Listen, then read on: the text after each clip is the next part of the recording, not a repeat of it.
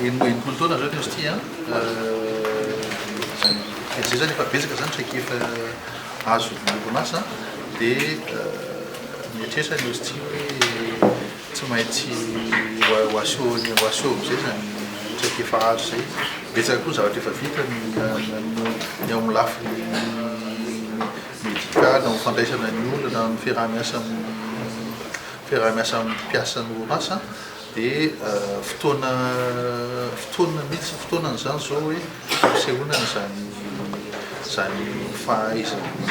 hosty zany eo amin'ny lafiny fitsaboana ny mpiasan'ny orinasa sy ny fianakaviana. Dia anatin'izay tanjony zay zany dia misy organisation maromaro atao ohatran'izany zao anao ny hosty de porte ouverte hoe ampisehoana rubrique ampisehoana ny hoe ohatrany ahoana zany ao anatin'ny hosty vaovao zany inona ny service misy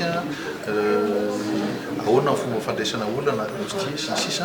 ao anatin'izay keo dia isy tsy maintsy isy ny soirée fiarahana mpiara-miasa sy amin'ny orinasa rehetra dia ao anatin'izay keo hoe misy an'ilay zava-dehibe misy an'ilay jeu corporatif organisena miaraka amin'ny hosty.